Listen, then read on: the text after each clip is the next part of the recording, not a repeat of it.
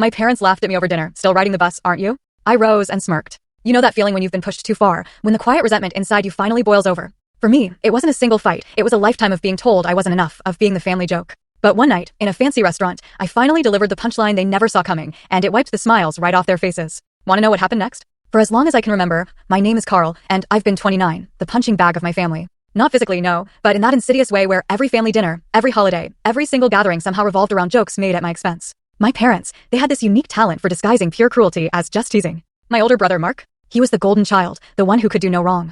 My younger sister, Rachel, the delicate flower, perpetually in need of more attention. And me? I was the one who was supposed to toughen up, to laugh along, to happily accept the role they'd carved out for me from birth. For years, I did exactly that.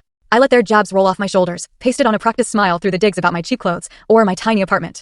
I pretended their laughter didn't sting. But beneath that forced grin, a silent rage was building inside me, like steam in a kettle about to explode. Our family dynamic was a broken record, always the same tune. My dad, a finance man through and through, measured worth by luxury cars, sprawling houses, and bulging bank accounts. My mom, the quintessential hostess, tirelessly reminded us that appearances were, in fact, everything. Mark, of course, followed directly in my dad's footsteps, climbing the corporate ladder with his chest puffed out like a peacock. Rachel, on the other hand, leaned into being the perpetual child, no matter how old she got, demanding endless attention and resources. When I chose a different path, starting my own small business instead of joining the corporate rat race, they didn't just disapprove. They outright laughed. They said it was cute that I wanted to play entrepreneur. Whenever I even dared to mention my work, the room would fall silent for a beat, a heavy, suffocating silence. Then, someone would casually change the subject, as if my efforts weren't even worth acknowledging. That silence, let me tell you, it cut deeper than any joke ever could.